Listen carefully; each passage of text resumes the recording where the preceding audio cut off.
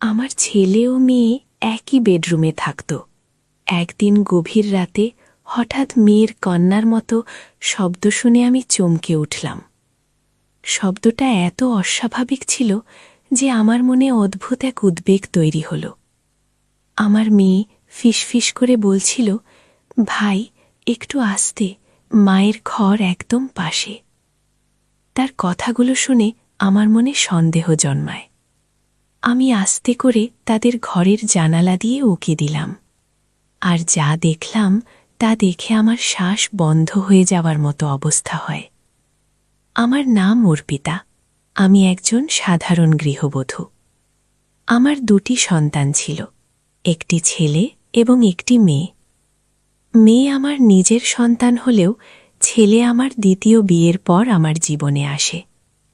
তাদের বয়সের ব্যবধান ছিল 4 বছর। আমার মেয়ের নাম ছিল পায়েল এবং ছেলের নাম ঈশান। আমি ঈশানকে নিজের সন্তানের মতোই ভালোবাসতাম। আমার দ্বিতীয় বিয়ের আগে পায়েল হোস্টেলে থেকে পড়াশোনা করত। সে তার নতুন বাবা এবং ভাইকে খুশি মনে মেনে নিয়েছিল। তবে সে সিদ্ধান্ত নিয়েছিল যে তার পড়াশোনা হোস্টেলেই শেষ করবে। আমি তার ইচ্ছার ওপর জোর দিইনি। সম্প্রতি পায়েল তার গ্র্যাজুয়েশন সম্পন্ন করে বাড়ি ফিরেছে। একই সময়ে ঈশানও তার পড়াশোনা শেষ করেছে।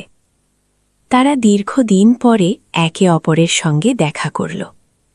কয়েকদিনের মধ্যেই তারা চাকরির জন্য অন্য একটি শহরে যাওয়ার সিদ্ধান্ত নেয়। তাদের চাকরি একই শহরে হলেও ভিন্ন ভিন্ন কোম্পানিতে ছিল। তারা সিদ্ধান্ত নেয় একসঙ্গে থাকলে খরচ কম হবে। আমারও তাদের এই সিদ্ধান্ত ঠিক মনে হয়েছিল। তাই তাদের একসঙ্গে থাকার অনুমতি দিয়ে আমি তাদের কাজের জন্য অন্য শহরে পাঠিয়ে দেই। কিন্তু সন্তানদের চলে যাওয়ার পর বাড়ি খুবই ফাঁকা ফাঁকা লাগছিল। তবুও আমি জানতাম তাদের নিজেদের জীবন গড়ার জন্য এটি গুরুত্বপূর্ণ। আমাদের পরিবারের আর্থিক অবস্থা খুব ভালো ছিল না। আমার স্বামীর পেনশন ছিল খুবই সামান্য, যা দিয়ে পুরো পরিবারের খরচ চালানো কঠিন হয়ে পড়েছিল। সন্তানদের পড়াশোনার খরচ চালানোর জন্য আমরা আমাদের একমাত্র বাড়িটি বিক্রি করতে বাধ্য হই। বছরখানেক পরে আমাদের সন্তানরা চাকরি পেয়ে প্রতি মাসে কিছু অর্থ পাঠাতে শুরু করে। আমি সেই অর্থ কিছুটা বাড়ির খরচে ব্যয় করতাম আর বাকিটা সঞ্চয় করতাম। এভাবেই 5 মাস কেটে যায়। তবে এই সময়ের মধ্যে আমি একবারও সন্তানদের দেখতে যেতে পারিনি। আমার স্বামী পক্ষাঘাতে আক্রান্ত ছিলেন এবং তার দেখাশোনার জন্য বাড়িতে আর কেউ ছিল না। 2 বছর পর দীপাবলির সময় ঘনিয়ে এলো। আমি সন্তানদের বাড়িতে আসার জন্য বলি, কিন্তু তারা কাজে ব্যস্ততার অজুহাত দিয়ে আসতে রাজি হয়নি। ফোনে তাদের কাছে আমার আকুতি জানালেও তাতে কোনো লাভ হয়নি। অবশেষে আমি নিজেই তাদের সঙ্গে দেখা করার সিদ্ধান্ত নিই। একদিন আমি আমার স্বামীর এক ঘনিষ্ঠ বন্ধুকে ডেকে তার যত্নের দায়িত্ব দিলাম এবং সন্তানদের কাছে যাওয়ার জন্য যাত্রা শুরু করলাম। ট্রেন স্টেশন থেকে আমি ভিডিও কল করে তাদের জানালাম যে আমি আসছি। আমার বড় ছেলে ঈশান এই খবর শুনে বিস্মিত হয়। সে আমাকে বলল, মা, তোমাকে আসার দরকার নেই, আমরা 3 দিনের মধ্যে বাড়ি ফিরব। তার কথায় আমি তাকে প্রতিশ্রুতি দিলাম এবং বাড়ি ফিরে এলাম। 3 দিন পর খুব সকালে প্রথম ট্রেনে আমার সন্তানরা বাড়ি ফিরে এলো। তাদের দেখে আমার চোখে পানি চলে এলো। আমি তাদের বুকে জড়িয়ে ধরলাম। আমার মনে হলো এটাই আমার জীবনের সবচেয়ে সুখের মুহূর্ত। আমি ঈশান ও পায়েলকে দীর্ঘদিন পর একসঙ্গে দেখে খুব খুশি হয়েছিলাম। তবে পায়েলের মধ্যে বেশ কিছু শারীরিক পরিবর্তন লক্ষ্য করলাম। গত 2 বছরে তার চেহারায় অনেকটা পরিবর্তন এসেছে। যেদিন তারা বাড়ি ফিরল, আমি লক্ষ্য করলাম যে তারা দুজনেই একসঙ্গে একটি ঘরে ঢুকে গেল। আমি ভেবেছিলাম পায়েল হয়তো তার ব্যাগ রেখে ঘর থেকে বেরিয়ে আসবে, কিন্তু 1 ঘন্টা কেটে যাওয়ার পরও তারা ঘর থেকে বের হয়নি। তখন আমি চা ও নাস্তা নিয়ে তাদের ঘরে গেলাম। আমি বললাম, তোমরা দুজন কি এবার থেকেই এক ঘরেই থাকবে? বাড়ির ছাদে আরেকটা ঘর আছে, ঈশান তুমি সেখানে চলে যাও, এই ঘরটা পায়েল থাকুক।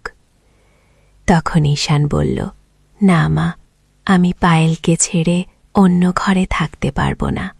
আমরা গত 2 বছর ধরে একই ঘরে থাকার অভ্যাস করে ফেলেছি, এখানেও ঠিক এমনই থাকব। তার কথা শুনে আমার একটু অস্বস্তি হল। আমি পায়েলের দিকে তাকিয়ে বললাম, পায়েল, তুমি এখন আর ছোট নেই, আর তোমার ভাইও বড় হয়ে গেছে। একই ঘরে থাকা কি ঠিক হবে? যদি কখনো তোমার একা থাকার প্রয়োজন হয়, তখন কিভাবে ম্যানেজ করবে? তখন পায়েল উত্তর দিল, মা, আমরা যে শহরে কাজ করতাম সেখানে 2 ঘরের ফ্ল্যাটের ভাড়া অনেক বেশি, তাই আমরা গত 2 বছর ধরে একই ঘরে থেকেছি। যখন সেখানে থাকতে পেরেছি, তাহলে এখানে কেন পারব না? আমার ছেলে ঈশান ও মেয়ে পায়েল একসঙ্গে একটি ঘরে থাকতে চেয়েছিল। আমি তাদের সিদ্ধান্তে আপত্তি করিনি। সেদিন আমি সারাদিন ঘরের কাজে ব্যস্ত ছিলাম। দুপুরে ঈশানের পছন্দের খাবার তৈরি করলাম এবং রাতে পায়েলর পছন্দের চাটপাটা পদ রান্না করলাম।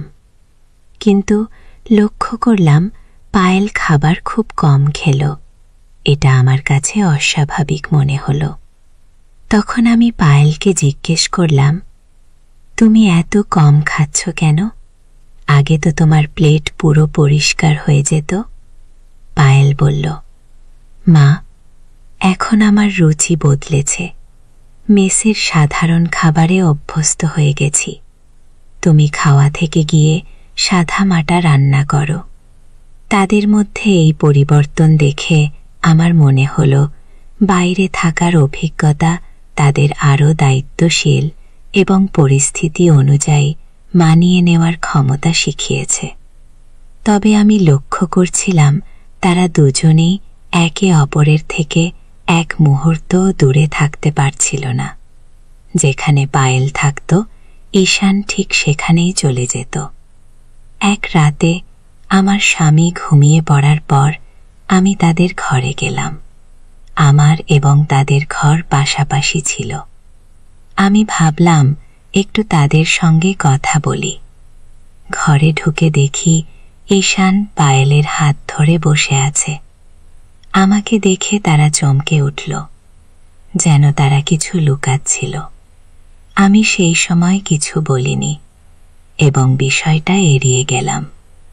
কিন্তু পরদিন সকালে এমন একটি ঘটনা ঘটল যা আমাকে চিন্তায় ফেলে দিল। সকালের দিকে আমি তাদের ঘরের দিকে গেলাম। দেখলাম বিছানার চাদরটা শুকাতে দেওয়া হয়েছে। এত সকালে কে চাদর ধুতে পারে? কৌতূহলী হয়ে আমি পায়েলকে জিজ্ঞাসা না করে ঘরের দিকে এগোলাম। দেখি ঘরের দরজা বন্ধ। ঠিক তখনই পেছন থেকে ঈশানের ডাক শুনলাম, মা, নাস্তায় কি বানিয়েছ? দরজার বাইরে এসে ঈশান আমাকে প্রশ্ন করল। আমি তাকে জিজ্ঞাসা করলাম, তোমাদের ঘরের চাদর এত সকালে কে ধুয়েছে? কেন ধুয়েছে? আমার প্রশ্ন শুনে ঈশান একটু অস্বস্তিতে পড়ল। তার চোখ বারবার পায়েল দিকে যাচ্ছিল। তখন পায়েল সামনে এসে বলল, মা, চাদরটা আমি ধুয়েছি। ওটাতে ধুলা জমেছিল, তাই বারবার হাঁচি আসছিল, এজন্য সকালে ধুয়ে নিয়েছি।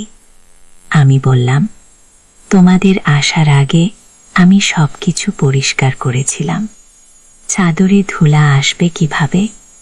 আমার প্রশ্ন শুনে পায়েল একটু বিড়ম্বনায় পড়ল। তার মুখের অভিভক্তি বলে দিচ্ছিল সে কিছু লুকাচ্ছিল। তখন ঈশান বলল, মা, আমার খুব খিদে পেয়েছে। তুমি কি চাদর নিয়ে কথা বলছো? আর আমি খেতে পাচ্ছি না। তুমি কি খাবার দেবে, নাকি আমাকে বাইরে গিয়ে খেতে হবে? এই কথা শুনে আমি আলোচনা বন্ধ করে রান্নাঘরে নাস্তা বানাতে চলে গেলাম। পরে কাজের ব্যস্ততায় বিশ্বাসটি ভুলে গেলাম। কিছুদিন ধরে লক্ষ্য করছিলাম আমার 2 সন্তানের আচরণে বেশ পরিবর্তন এসেছে। বাইরে যে আগে আমার সঙ্গে অনেক গল্প করত, এখন বেশিরভাগ সময় নিজের ঘরেই থাকে। সে আমার সামনে বেশিক্ষণ থাকতে চায় না। সেদিন সন্ধ্যায় খাবার খাবার সময় পায়েলের হঠাৎ শরীর খারাপ হয়ে গেল। খাওয়া শুরু করতে সে থালার দিকে তাকিয়ে রইল এবং কিছুক্ষণের মধ্যেই বমি ভাব শুরু হলো। দ্রুত বাথরুমের দিকে ছুটল, আর ঈশানও তার পেছনে গেল। আমি হতবাক হয়ে গেলাম, বুঝতে পারছিলাম না হঠাৎ কি হলো। আমিও বাথরুমের কাছে গেলাম। তখন ঈশান পায়েলকে কাঁধে ভর দিয়ে বাইরে নিয়ে আসছিল। ঈশানের পায়েলকে ধরে রাখার ভঙ্গি আমার কাছে কিছুটা অস্বাভাবিক লাগল।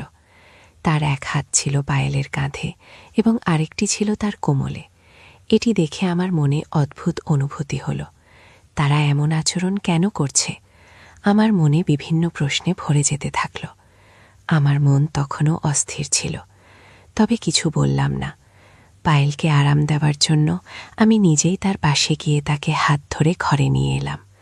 তারপর তাকে 1 গ্লাস পানি দিলাম এবং জিজ্ঞাসা করলাম, তোমার হঠাৎ এমন বমি ভাব হলো কেন? খাওয়া শুরুর আগেই তো বমি লাগছে। আমার প্রশ্নের উত্তর ঈশান দিল, মা, পায়েল ঘরে বসে তেলসলা দেওয়া চিপস খেয়েছে, তাই এখন তার এমন লাগছে।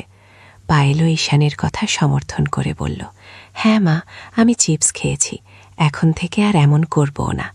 আমি জিজ্ঞাসা করলাম, এখন কেমন লাগছে? একটু খেয়ে নাও, তারপর বিশ্রাম করো। পায়েল বলল, মা, আমি অনেক চিপস খেয়ে ফেলেছি, এখন আর খেতে ইচ্ছে করছে না। আমি ঘুমাতে যাচ্ছি, তোমরা খেয়ে নাও। এটা বলেই পায়েলও তার ঘরে চলে গেল। তার না খেয়ে ঘুমাতে যাওয়াটা আমাকে বেশ অস্বস্তিতে ফেলল। রাতের খাবার শেষে আমি তার জন্য 1 গ্লাস দুধ নিয়ে গেলাম। রাত তখন প্রায় 9টা। দেখলাম তারা দুজনেই ঘরের দরজা বন্ধ করে দিয়েছে। আমি দরজায় টোকা দিতেই ঈশান দরজা খুলল। ঘরের ভেতরে তাকিয়ে দেখি পায়েল ঘুমিয়ে আছে এবং ঈশান তখনও জেগে আছে। পায়েলকে গভীর ঘুমে দেখে আমি তাকে আর ডাকলাম না। দুধ রেখে আমি ফিরে আসতে চাইলাম, কিন্তু বেরোনোর সময় আমার শাড়ির আঁচল দরজার খুঁটিতে আটকে গেল। যখন সেটা খুলতে চেষ্টা করছিলাম, তখন ভেতর থেকে পায়েলর গলার শব্দ পেলাম। সে ঈশানকে বলছিল, ভাই, মা কি চলে গেল? তার কথায় বোঝা গেল সে ঘুমানোর ভান করছিল। এই কথা শুনে আমি আবার দরজায় নক করলাম। ঈশান দরজা খুলে জিজ্ঞাসা করল, মা, আবার কি হলো? আমি সোজা জিজ্ঞাসা করলাম, তোমাদের মধ্যে কি চলছে? পায়েল কেন ঘুমানোর ভান করছিল? পায়েল তখন উঠল এবং বলল, মা, আমি ভেবেছিলাম তুমি কিছু খাওয়ার জন্য নিয়ে এসেছ। আমি তো খেতে চাইনি, তাই ঘুমানোর ভান করছিলাম। তাদের এমন আচরণে আমার সন্দেহ আরও বাড়ল। আমি ঈশানকে বললাম, আজ রাত তুমি তোমার বাবার সঙ্গে আমার ঘরে শুয়ে পড়ো, আমি পায়েলের সঙ্গে থাকব। এই কথা শুনে ঈশান বলল, মা, আমি এই ঘর ছেড়ে কোথাও যাব না। পায়েলও বলল, মা, আমি ভাইয়ের সঙ্গেই থাকব, ও না থাকলে আমার ঘুম আসে না। ওরা আমার কথা কিছুতেই শুনতে চাইছিল না। অবশেষে আমি বললাম, ঠিক আছে, তোমরা একই ঘরে থাকতে পারো, তবে আজ থেকে দরজা বন্ধ করবে না। ওরা বাধ্য হয়ে আমার কথা মেনে নিল। পরের দিন সকালে আমার বড় দিদি বাড়ি এলেন। তার আগমনে সবাই খুশি হয়ে গেল। দিদি বললেন, আমি বিশেষ করে তোমাদের সঙ্গে সময় কাটাতে এসেছি। কথাবার্তার মাঝে দিদি পায়েলের বিয়ের প্রসঙ্গ তুললেন। তিনি বললেন, আমাদের পায়েল এখন বিয়ের উপযুক্ত হয়ে গেছে। আমার বড় দিদি বললেন, পায়েল এখন বড় হয়েছে, ওর বিয়ের কথা ভাবা উচিত। কথার মাঝেই তিনি নিজের সঙ্গে আনা কয়েকজন ছেলের ছবি বের করলেন। দিদি যখন পায়েলকে ছবিগুলো দিলেন, তখন ঈশান তাড়াতাড়ি ছবিগুলো নিজের হাতে নিয়ে নিল। ঈশান বলল, মাছি, এই ছেলেগুলো পায়েলের জন্য একদম ঠিক নয়। ওর জন্য এমন একজন হতে হবে যিনি আমার মতো স্মার্ট আর সুন্দর। আপনি কেমন করে এমন বয়স্ক ছেলেগুলোর ছবি আনলেন? আমার দিদি ছিলেন কঠোর স্বভাবের এবং মজা একদম পছন্দ করতেন না। তখন ঈশান মজা করছিল না নাকি সিরিয়াস ছিল সেটা বোঝা কঠিন ছিল, কিন্তু তার কথা শুনে দিদি রেগে গেলেন। তিনি বললেন, তোমার বোঝার দরকার নেই, এই ছেলেরা মাত্র 5 বছরের বড়। স্বামী স্ত্রীর বয়সে এতটুকু পার্থক্য তো থাকতেই পারে। ঈশান জবাব দিল, 5 বছরের নয়, স্বামী স্ত্রীর বয়সের পার্থক্য 3 বছরের বেশি হওয়া উচিত নয়। আমি নিজেই এমন একজন খুঁজে দেব যে পায়েলের জন্য একদম উপযুক্ত হবে। ঈশানের এই কথাগুলো আমার কাছেও অদ্ভুত লাগল। সেখানে পায়েলর বিয়ের কথা হচ্ছিল, আর সে নিজেকে পাত্রের সঙ্গে তুলনা করছিল। তাই আমি তাকে কিছু না বলে বললাম, তুমি এখন তোমার ঘরে যাও। ঈশান রুমে চলে যেতেই পায়েলও তার পেছনে চলে গেল। যখন ওরা দুজন রুমে চলে গেল, তখন আমার বড় দিদি আমার বোন আমাকে বলল, অর্পিতা, এই কথাটি আমি তোমাকে 20 বছর আগেও বলেছিলাম, যখন তুমি বিয়ে করতে চলেছিলে। তোমার স্বামীর সঙ্গে আমার কোনো সমস্যা ছিল না, কিন্তু তার সৎ ছেলেকে গ্রহণ করা আমার কখনোই ঠিক মনে হয়নি। তুমি যদি 2 মেয়ের বাবা এমন একজনের সঙ্গে বিয়ে করতে, তবে সেটাও ঠিক থাকত, কিন্তু তুমি সৎ ছেলেকেও গ্রহণ করলে, যা আমার কাছে কখনোই গ্রহণযোগ্য ছিল না। এখন যেভাবে বাড়ির পরিস্থিতি দেখছি, সেটাও ঠিক মনে হচ্ছে না। তার আচরণে কিছু একটা সমস্যা রয়েছে। আমি আমার বড় বোনকে বললাম, দিদি, তুমি এসব কি বলছো? দিদি বলল, আমি জানি আমার কথা তোমার খারাপ লাগবে, কিন্তু আমি সবসময় সত্য বলি। আমি তোমার ছেলে মেয়েদের উপর একটুও ভরসা করতে পারি না, আর তোমাকেও করতে বলবো না। আমি পায়েলকে জানি, কিন্তু তোমার সৎ ছেলেকে তুমি এখনও পুরোপুরি বুঝতে পারোনি। তুমি তাদের দুজনকে একসঙ্গে শহরে পাঠিয়েছ, এটা তোমার সবচেয়ে বড় ভুল। এখন তারা বড় হয়ে গেছে। তুমি কি জানো, শহরে ভাই বোন বন্ধুর মতো থাকে, কিন্তু সম্পর্ক বন্ধুত্বের চেয়েও এগিয়ে যেতে পারে। তুমি কি কখনো তাদের ফ্ল্যাটে গিয়েছ? না, যাওনি। আমি শুধু চাই তাই তাদের সম্পর্কে এমন কিছু না ঘটুক যা আমাদের পরিবারের জন্য লজ্জার কারণ হয়ে দাঁড়ায়। দিদির কথা তিক্ত ছিল, কিন্তু এখন আমিও ঈশান আর পায়েলর আচরণ নিয়ে সন্দেহ করতে শুরু করেছি।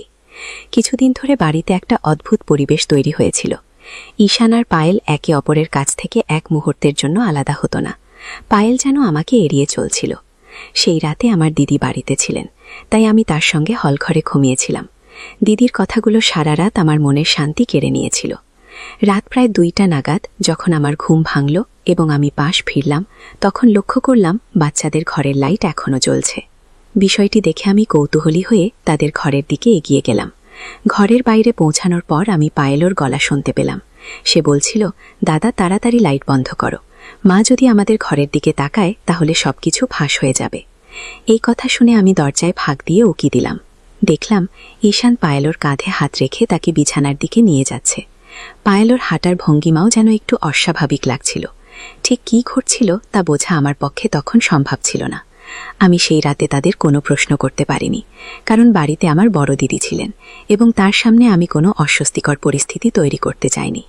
তবু দরজার কাছ থেকে স্পষ্টভাবে শুনতে পেলাম তাদের কথোপকথন। পায়েলর কথা মতো ঈশান ঘরের লাইট বন্ধ করল, তবে আলো নিভে গেলেও তাদের কথোপকথন থামল না। ঈশান বলছিল, শহরের ফ্ল্যাটে আমাদের ওপর কেউ নজর রাখার ভয় নেই। আমরা সেখানে নিজেদের মতো করে থাকতে পারতাম। কেউ জানত না যে আমরা ভাই বোন। কিন্তু এখানে মায়ের নজর সবসময় আমাদের ওপর থাকে। কোনো ব্যক্তিগত জায়গা বা সময় আর অবশিষ্ট নেই। পায়েল বলল, হ্যাঁ, তুমি ঠিকই বলেছ। আমরা এখানে আর বেশিদিন থাকতে পারবো না। যদি আমাদের কিছু কথা মায়ের কানে পৌঁছে যায়, তাহলে সব শেষ হয়ে যাবে। মা বারবার আমাকে ডেকে কথা বলার চেষ্টা করছে। আমি যদি তার সামনে বেশি সময় থাকি, তবে তিনি হয়তো সব কিছু বুঝে ফেলবেন। আমাদের যত তাড়াতাড়ি সম্ভব শহরে ফিরে যেতে হবে। আমি আর মিথ্যে লুকিয়ে রাখতে পারছি না। এরপর পায়েল বলল, ঈশান ভাইয়া, আমি কখনো ভাবিনি যে আমাদের সম্পর্ক এই পর্যায়ে পৌঁছাবে। গত কয়েক মাস ধরে আমি তোমার সঙ্গে ফ্ল্যাটে থাকছি, আর তুমি সব কিছুতে আমাকে সাহায্য করেছ। সত্যি বলতে তোমার মতো আর কাউকে আমি খুঁজে পেতাম না। তাদের এই কথোপকথন শুনে আমি একেবারে হতবাক হয়ে গিয়েছিলাম। আমি আবার ঘরের ভেতরে উকি দিয়ে দেখলাম তারা দুজন একে অপরকে জড়িয়ে ধরেছিল। আমার খুব ইচ্ছা করছিল ঘরে ঢুকে তাদের থাপ্পড় মারি, কিন্তু আমি নিজের পরিবারের সম্মান রাস্তায় ফেলতে চাইনি। তাদের কথা শুনে আমি গভীরভাবে মর্মাহত হয়েছিলাম। সেই রাত আমি এক মুহূর্তের জন্য ঘুমাতে পারিনি। আমি শুধু ভোর হওয়ার অপেক্ষায় ছিলাম। ভোরে কিছু সময়ের জন্য চোখ লেগে এসেছিল, কিন্তু তার মধ্যেই আমার বড় দিদি আমাকে জাগিয়ে তুলল। তিনি বেশ ঘাবড়ে গিয়েছিলেন এবং বললেন, অর্পিতা, তোমার বাড়িতে কি হচ্ছে? পায়েল সকাল সকাল ঘরের চাদর নিয়ে গেল কেন? আমি তোমার সন্তানদের আচরণে কিছু ভুল দেখছি। তাড়াতাড়ি করে পায়েলের বিয়ে ঠিক করো। আমি তোমার সৎ ছেলের ওপর একটুও ভরসা করতে পারছি না। তখন আমি দিদির সামনে মিথ্যে বললাম। আমি নিজেই পায়েলকে চাদর ধোয়ার জন্য বলেছিলাম। দিদি আমার কথা বিশ্বাস করলেন, কিন্তু আমার মনে গভীর সন্দেহ দানা বাঁধতে শুরু করেছিল। রাতের কথোপকথন এবং তাদের ব্যবহারের ওপর ভিত্তি করে আমি ইতিমধ্যেই অনেক কিছু আন্দাজ করতে পেরেছিলাম। সকালে প্রথম পায়েল উঠে ঘর পরিষ্কার করছিল। রাতের কথা শোনার পর আমার কাছে পরিষ্কার হয়ে গিয়েছিল যে কেন সে চাদর ধুতে নিয়ে গিয়েছিল। বেলা প্রায় 12টা বেজে গিয়েছিল, কিন্তু আমার বড় দিদি বাড়ি থেকে যাচ্ছিলেন না। বাচ্চারা বলেছিল যে তারা ক্যাফেতে যাচ্ছে। যখন আমার দিদি শেষমেশ নিজের বাড়ির পথে রওনা দিলেন, আমি বাচ্চাদের ঘরে ঢোকার সুযোগ পেলাম। আমি ঈশান এবং পায়েলের ব্যাগ তল্লাশি করলাম। পায়েলের ব্যাগ থেকে আমি এমন কিছু পেলাম যা দেখে আমার মাথার উপর থেকে আকাশ যেন ভেঙে পড়ল। আমার সন্দেহ নিশ্চিত হয়ে গেল যে তারা সম্পর্কের সব সীমা অতিক্রম করেছে। আমি সেই জিনিসটি হাতে নিয়ে ফুপিয়ে কেঁদে উঠলাম। আমি বিছানায় বসে মাথা ধরে আছি। এমন সময় পিছন থেকে ঈশানের গলা শুনতে পেলাম। সে বলল, মা, আজ সন্ধে আমরা বেরিয়ে যাচ্ছি, ছুটির দিন শেষ হয়ে গেছে। তার কথা শুনে আমি ক্রোধে ফেটে পড়লাম। উঠে গিয়ে তার কলার ধরে বললাম, অসভ্য, তুই নিজের আসল রূপ দেখিয়েই দিলি। তুই তোর বোনের সঙ্গে। আমি প্রেগন্যান্সি কীর্তিটি দেখিয়ে বললাম, পায়েল গর্ভবতী, আর এর জন্য দায়ী তুই। আমি সব বুঝে গেছি। তোমাদের সমস্ত কাজকর্ম আমার সামনে প্রকাশ হয়ে গেছে। আমি কথা বলতে বলতে আরও আগে ফেটে পড়ছিলাম। তখনই পিছন থেকে পায়েল এসে উপস্থিত হলো। তার মুখ দেখেই আমার হাত থেকে প্রেগন্যান্সি কীর্তি পড়ে গেল। পায়েল শান্ত কণ্ঠে বলল, মা, দাদার উপর দয়া করে এমন অভিযোগ আনবেন না। তুমি যা দেখেছ বা শুনেছ তার পেছনের পুরুষসত্ত্ব তুমি জানো না। হ্যাঁ, আমি গর্ভবতী, তবে এর সঙ্গে দাদার কোনো সম্পর্ক নেই। আমি হতবাক হয়ে তার দিকে তাকালাম। পায়েল ধীরে ধীরে বলতে শুরু করল, মা, আমার আগের কর্মস্থলে এক ম্যানেজারের সঙ্গে আমার একটি সম্পর্ক গড়ে উঠেছিল। সেই সম্পর্ক ভেঙে যাওয়ার পর আমি জানতে পারি যে আমি গর্ভবতী। যখন তাকে জানাই তখনই জানতে পারি যে সে বিবাহিত। তার কথা শুনে আমার দুনিয়া যেন ভেঙে পড়ে। মানসিক যন্ত্রণায় আমি একসময় আত্মহত্যার চেষ্টা করি, কিন্তু দাদা আমাকে সময় মতো উদ্ধার করে। তারপর পায়েল গভীর শ্বাস নিয়ে বলল, দাদা আমার সবচেয়ে বড় ভরসা। সে আমার পরিস্থিতি বোঝে এবং আমাকে মানসিকভাবে শক্তি যোগায়। যখন আমি গর্ভপাত করার সিদ্ধান্ত নিই, তখন ডাক্তার জানান এটি করলে ভবিষ্যতে মা হওয়ার সম্ভাবনা আর থাকবে না। সেই সময় দাদা আমাকে আশ্বস্ত করে বলেছিল, মা হওয়া একটি নারীর জীবনের গুরুত্বপূর্ণ অধ্যায়। আমি তোমার জন্য এমন একজনকে খুঁজে বের করব যে তোমাকেও গ্রহণ করবে এবং তোমার সন্তানকেও ভালোবাসবে। এমন কেউ না থাকলে আমি নিজেই তোমার সন্তানের দায়িত্ব নেব। পায়েলের এই কথাগুলো শোনার পর আমি স্তব্ধ হয়ে গেলাম। আমার ভুল বোঝাবুঝি এবং সন্দেহ আমাকে কোথায় নিয়ে গিয়েছিল তা ভাবতে গিয়ে আমি নিজেই লজ্জিত হলাম।